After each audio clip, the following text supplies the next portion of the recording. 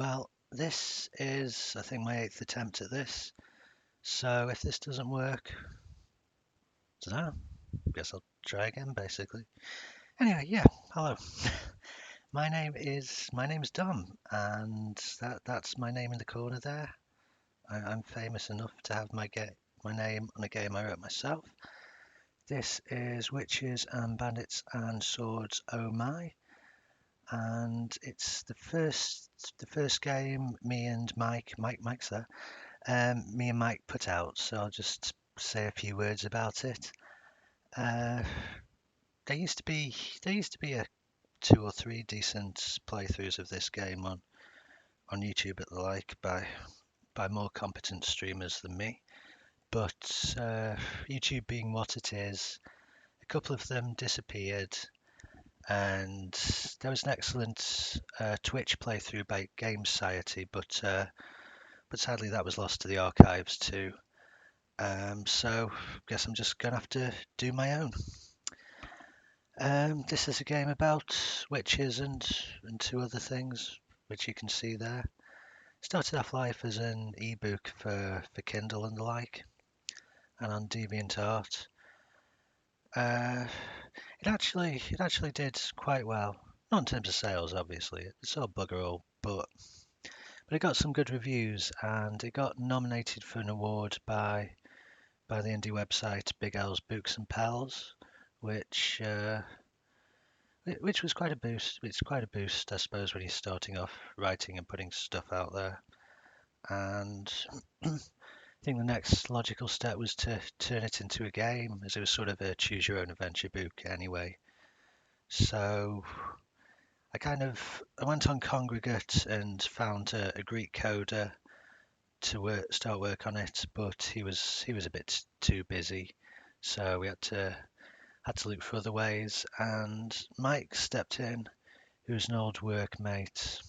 We used to type up train station surveys in City Tower in Manchester, which was great fun.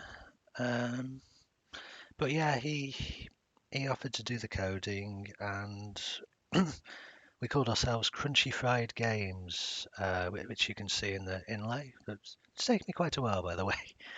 And yeah, we've put out a couple of games since the Bunny Hill Horror series. I'm working on another one. So yeah, that's about all I've got to say about that. So shall we get started? Why not?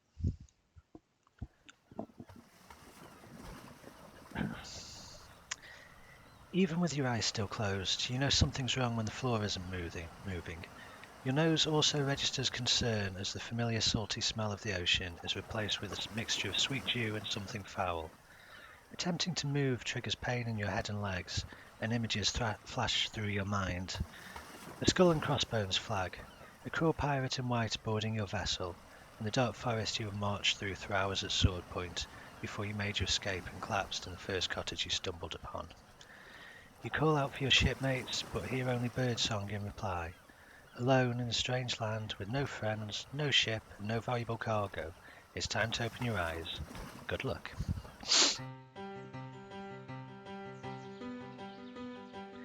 I'm just taking a pause to listen to the music. I really like this. It's very jaunty.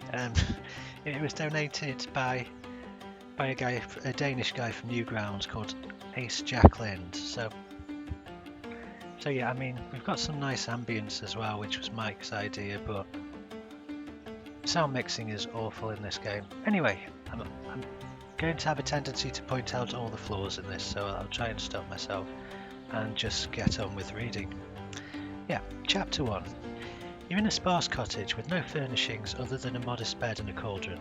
It's a bright day outside, and the forest looks far more inviting than it was when you were fleeing from the murderous pirates. Also, there might be some quite plosive popping peas due to the fact I'm wearing a call centre microphone.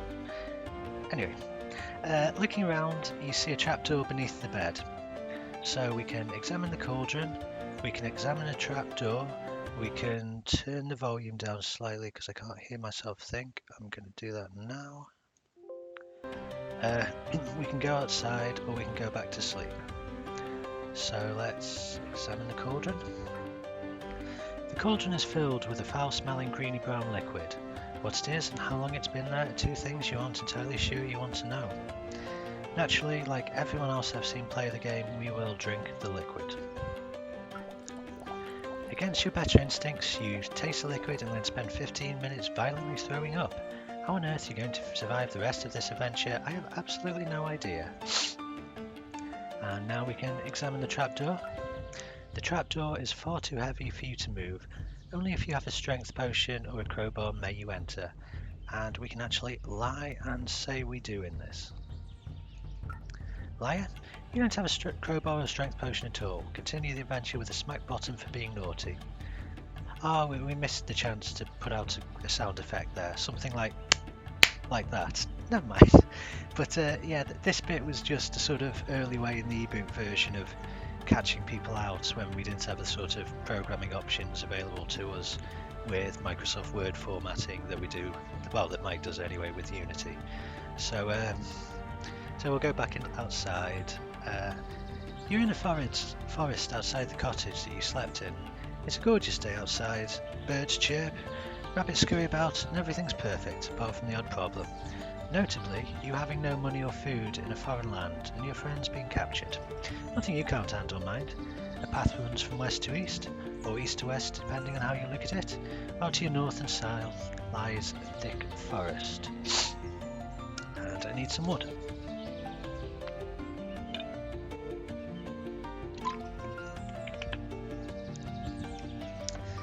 So we can enter the cottage again, we can follow the path west, we can follow the path east, go north into woods, go south into woods. This game is not short of options, although in most cases you just get lost. I'm going to try and go through this without deaths. There are, as anyone who's played it will know, a lot of ways to die in this. First of all, we shall go west. You are standing on a path leading from west to east. On the floor lie two dead bodies. There is the thick forest to your north and south. We shall examine the bodies. Yuck! What a mess. Blood and innards everywhere. You recognise one of the men as a pirate you've met before. He wears an animal skin and has a tattoo of a flaming skull and crossbones. The other is a stranger to you. You think the bandits might have sent one guy out to look for you, and he might have run into the hut's owner. Looks like they died fighting each other. To try and stop thinking about whether there are more pirates around, you check the bodies. You take the best of the 2 swords and 20 gold. You brave robbery, you. And that should show up in our inventory. Gold, 20g, and sword. And there are also a few options here. There's a... You can change the colour of the text as well, which is an option I've actually never seen anyone use, but it's there. We've got sort of, I don't know, is that red and yellow? I'm colourblind, so I think it's red and yellow. We'll go with that. Quite a bright pinky or orangey red, I'd say. Follow the path to west. You're on a path leading from west to east. There is a sign by the road, and we'll go back.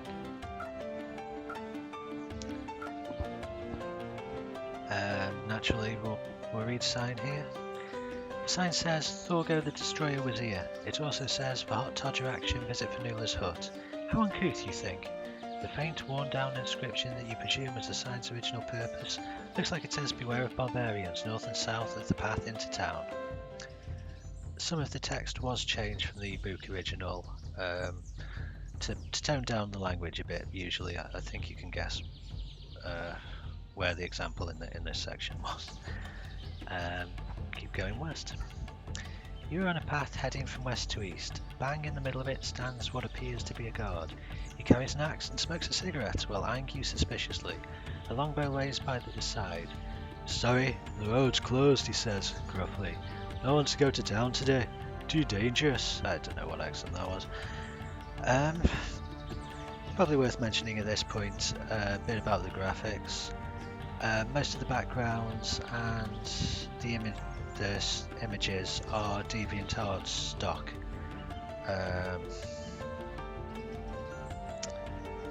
So yeah, we're coming up to basically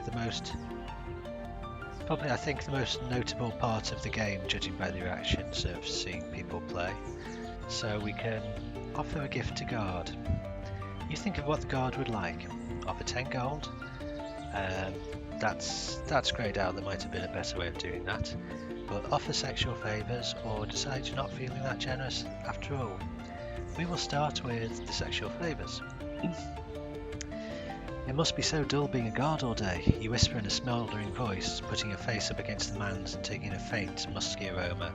I bet you never get to do anything fun. Wow, you say as you stroke the man's strong biceps. How do you keep in such good shape? I do the odd press-up, the guard mumbles. I can tell.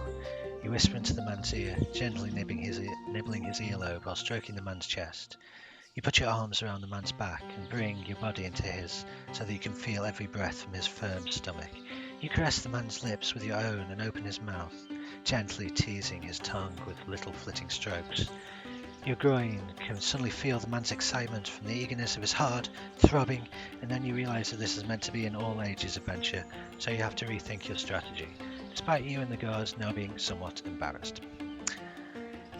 Anyway, yeah, we can offer 10 gold as well. Cheers, says the guard as he takes his money. You're not so bad after all. I forgot to do the accent. Can I pass now, please? No. Attack guard. Choose your weapon if you have one. Try telekinesis. You stand a yard away from the guard and, with the power of your mind, attempt to send branches and trunks flying through the air to smite your enemy. Are you alright? Asks the guard. You look like you have a headache. This time, the force was not with you. Use potion. Ultra disco dancing. Now you're just being silly. So we shall follow the path east. We shall go south into woods. As you continue your quest through the woods, you hear raucous shouting and the clanging of metal on metal. To the south and west of you, huts and trees are on fire. You keep perfectly still as you realise you've entered a battleground, and you can see soldiers fighting against bandits. To risk entering the thick of it, go to the south or the west. To back away, head north or east. And I'm not sure that's very appropriate body armour, but I'll just blame the availability of DeviantArt stuff models for that. And we shall go east. You're in the south of a forest. Being in a strange continent, you're taking time to notice the trees and plants so you don't get back home. One violet plant strikes you as especially peculiar, and you decide to take the purple herb, as you feel it could be useful in the future. Now, where to? There we go, we have the purple herbs, and we've also had 10 gold deducted for no good reason.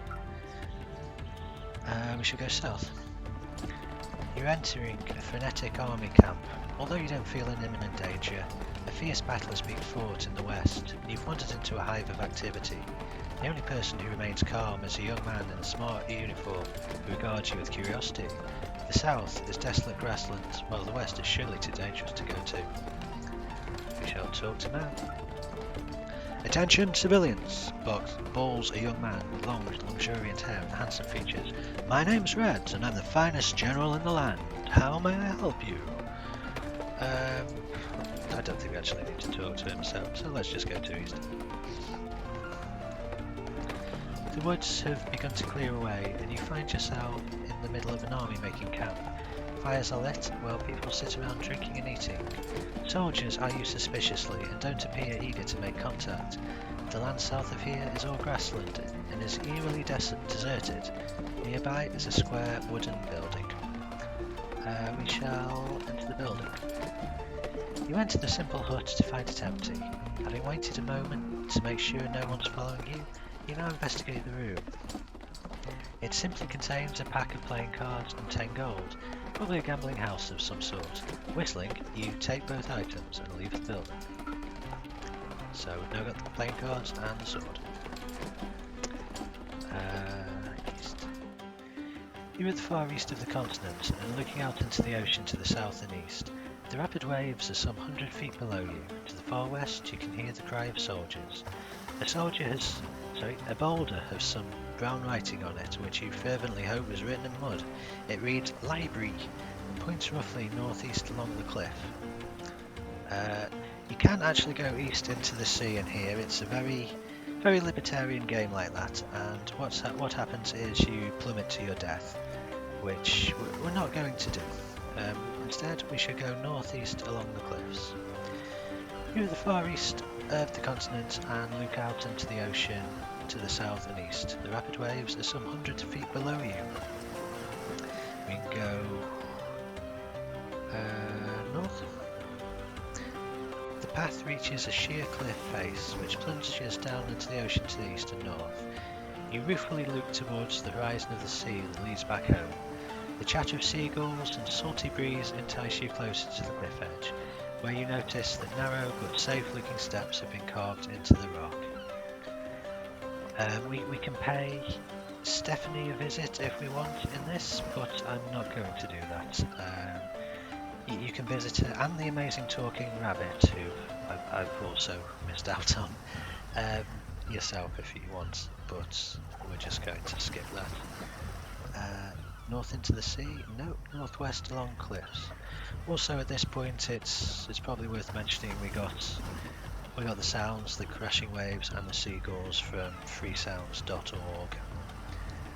For our next games I'm actually spending some time recording my own sounds at the moment, so hopefully you'll be able to hear them. Hopefully they'll sound good. Until then we're just using royalty free sounds, as this game cost nothing at all to make, apart from some money for the barbarian in the main menu, which was a stock image. I'm sure you probably don't need to hear this, so let's carry on with the adventure. Northwest along cliffs. You're in the far northeast of the continent. To your east is an ocean that stretches north past impenetrable mountains. As you gaze over the sea, you think you spot a pirate ship. Examining further, you find and take from the patch of mysterious yellow herbs. North of the hut you slept in, you find another hut. How original. Closer inspection reveals it to be a small cottage with a quaint thatched roof. Peeking through the window, you see no sign of anyone. To the far east, you think you can see the ocean, while to the north, the landscape turns mountainous, making progress impossible. Enter cottage. You enter the small cosy cottage. There is still no sign of anybody home. The cottage is a total mess. Various cut-up plants and liquids cover the whole floor and a small table. A cauldron contains an alcoholic-smelling liquid in the middle, while a note is pinned to the wall. It says, things to remember. Ginger beer, tick. Candles, tick. Flame potion, needs blue herb. There is no blue herb in the whole game, so that's not relevant to you at all. Drink from cauldron. Hick. I can't hick on cue. This doesn't appear magical, you hope, but it is very potent. Probably best not to drink anymore unless you want to spend the rest of the adventure running into trees and trying to befriend armed bandits. The forest is now very thick and little light penetrates through the trees. You immediately put yourself on your guard as you see a figure coming towards you. An eldritch screech assaults your ears as you make out the figure of a twisted old woman. Witches! Bandits! There are all witches and bandits, and they're here! The woman grabs you by the shoulders. Witches to the north of me! Bandits to my west! Here I am, stuck in the middle of... Wait. The woman starts looking confused, giving you a chance to break free. And... we shall go west. Ignoring all warnings, you proceed. As you walk deep into the forest, you become aware that you aren't alone. Nothing obvious, just the odd snapping of a branch or hushed whisper. Scared, you stop completely. After a short time, you make out three faces. The figures look tough, dressed in animal skins and armed with spiked clubs, while at least one sports a tattoo of a skull and crossbones on fire. They appear to be in conference, judging from their conversation. Content that you're well hidden, you crouch down and listen. Still think we should get a fire going. There'll be enough fire for everyone tomorrow. For now, we keep our heads down. I'm cold and wet. And you haven't stopped whinging about it since. How did the raid go? Not bad. We got the cargo through to the market. It's waiting there till we can sort our red. And the crew? All captured. We used some influence to get them thrown into the dungeons, except, yes, we think one escaped. Well, it shouldn't matter too much. Now you remember the plan, don't you? Our uniforms will be dropped at Smuggler's Cove this evening. Then we get in our positions and attack. That ought to warm you up. Still rather have a nice fire. Hang on, did you hear something? I don't know what these voices are. You tense up, but short of not breathing altogether, there's no way you could make any less noise. In these woods, could be anything. The barbarians look like they're about to move away, but they're still very much within striking distance. Do you? I think we shall silently tough it out. And that gives us the black herb. Despite a severe urge to sneeze and your whole body deciding to start itching at once, you manage to keep your cover till the bandits move to the west. Now you look around, you find the north impossible to reach due to a steep hill. You also find and take a clump of black herbs, despite wondering if it's worth pushing your luck anymore. It isn't, and we'll go south. You're on a path leading from west to east. We are back here, but we need to pay the god another visit. We shall offer a gift, and this time we shall offer playing cards. Maybe these playing cards will keep you entertained. Thanks, brilliant. So, can I pass now? No, but let me give you these matches in return. Oh, thanks, you mumble as you pocket the matches. Follow the path east. North into woods. You shudder without quite realising why until a patch of black herbs come into view, and you remember that this is where you hid from armed bandits. They're gone, but not far judging from the acrid stench of bonfire smoke that seems to come from the west. You fancy you hear some fierce arguing from that direction too, but can't make out any words. The landscape climbs too sharply to make a trip north feasible, but the path is just south from here. We shall go east. We shall go back to the lady. And there's a bit of a poignant story about this lady, because I've mentioned that the characters are DeviantArt stock images. I messaged the owners of the stock account just to let them know that like we used their stock obviously, and not too many people got back to me, but the guy who runs this account does, and he basically told me he thought it was really good, and he thought his mum would have got a kick out of the way we used her in this. So yeah, you can obviously infer from that what happened, but it's really nice to hear from people who are part of making this game, even if in some cases they don't know about it. So that's kind of sweet to know. And we'll go north into woods. To your north, you can now see distant mountains beyond the trees. The land either side of you has also grown sharply in relief, and travel to the west or east has become impossible. You are effectively in a miniature valley. I'll also say that choosing stock on DeviantArt was one of the best parts of this, of getting the video game version of this together. And you may wonder why a lot of the characters are attractive women in their 20s, and that's mainly because a lot of the DeviantArt stock models are attractive women in their 20s, so other than that there isn't a great deal of variety. So in that spirit we'll meet witches who are intended to be withered old women in their 60s and 70s, but instead are clearly cosplayers. So, the end of the line. No longer can you head west or east, and an impenetrable mountain base lies to the north. Certainly a dramatic landscape. The evening has begun to descend, and the wind picks up pace and howls through the valley. You investigate further to find 3 women wearing black and sitting around a cauldron. There is no fire, and you notice the area surrounded by unlit candles. The women regard you and say hail in unison, causing a sharp smell of alcohol to waft your way. Hail, you reply. Can I help you with anything? The oldest looking woman stands up, falls over, stands up again, and almost bursts into tears. We're having a Sabbath, or at least we should be, she said, looking coldly at one of her friends. Only someone forgot the flame spell she said she'd prepared. Now we've got a cauldron that won't light and hundreds of unlit candles. It's appalling. You trudge all the way to the foot of the mountain and then find you've only got some of Martha's homemade ginger beer to look forward to. Although they aren't enjoying it. Hey, can you help us? Offer the matches if you have them. We indeed have them. We got a lot of good use out of that bubbling a cauldron effect, didn't we? That's much better, says the woman as the 3 busily light their cauldron. and the many candles set up on the trees to provide a warm glow that sends shadows flitting off into the wind. Good thing too, we've got orders to fill. That reminds me, she says, giving you a book. Is there any way we can repay you? All potions half price. This really wasn't the best way of presenting this information. Oh, never mind. I think we've been able to do a lot of more sophisticated foreground images and things like this for our subsequent games, but here's how we started off. Potion book, orders taken. Stephanie, purple and green herbs, psychosis, 20 gold, paid. Fanula, red and blue, embarrassing itching, 20 gold, paid.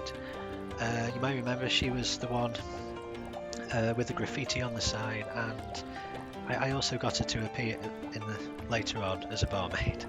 And Thorgo the Destroyer, grey and red, needless violence, 40 gold, not paid. Today's specials, poison, black and purple, 20 gold, invisibility, black, purple and yellow, 20 gold, levitation, yellow and purple, 100 gold, bring your own herbs. So we can decide what to provide. We now have all the herbs, and do we have enough money? I hope we do. We do. Provide purple, black and yellow herbs and 10 gold. That gives us invisibility. That is what we want. The women spend a minute hunched over the cauldron before giving you the invisibility potion. Sorry about this one. It's temperamental. Won't work all the time, but still a snip at 10 gold. I haven't used all of your herbs if you want anything else. We could have the poison, but that won't work. So we'll just go south. And as you can see, we're now in the evening. To your north, you can now see distant. The text hasn't changed, so I don't know why I'm reading it out again. South. South back onto the path. Follow the path west. Follow the path west again. You're on a path heading from west to east, and I've read this again, but we can do something different now. We can use a potion. We can use the invisibility potion, and we get a fanfare.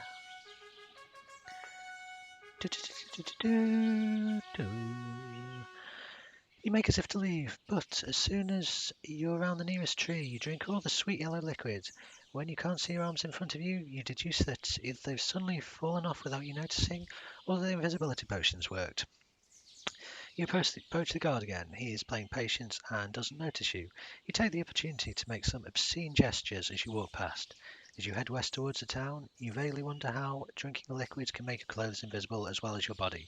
Congratulations, you've completed the first part. Go you!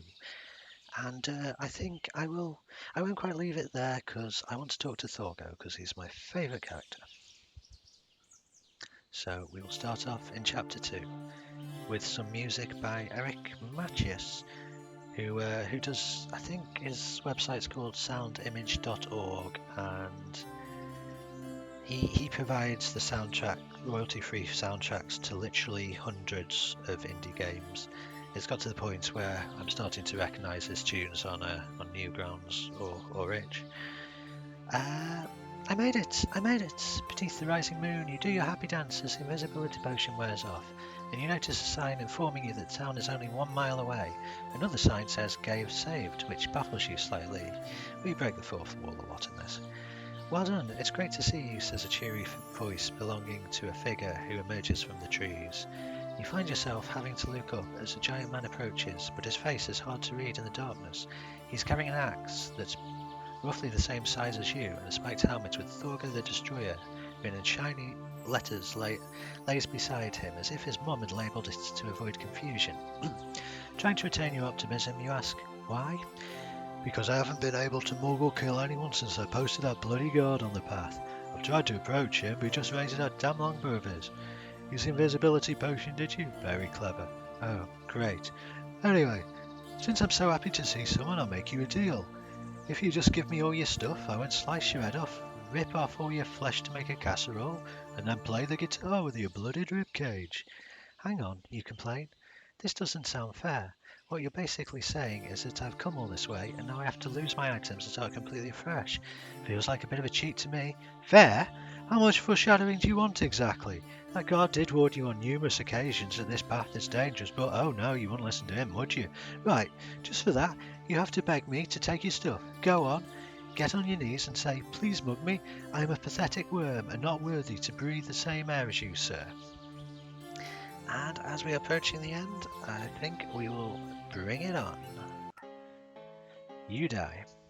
Thorgo sliced your head off, ripped off all your flesh to make a casserole, and then played guitar with your bloody ribcage. You have to admit, you did kind of see it coming.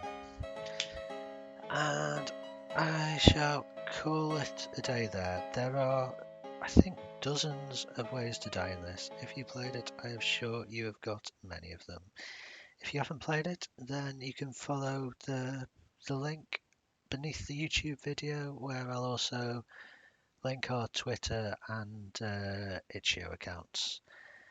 And that's everything from me. Thanks for watching, and I shall see you around. Take care.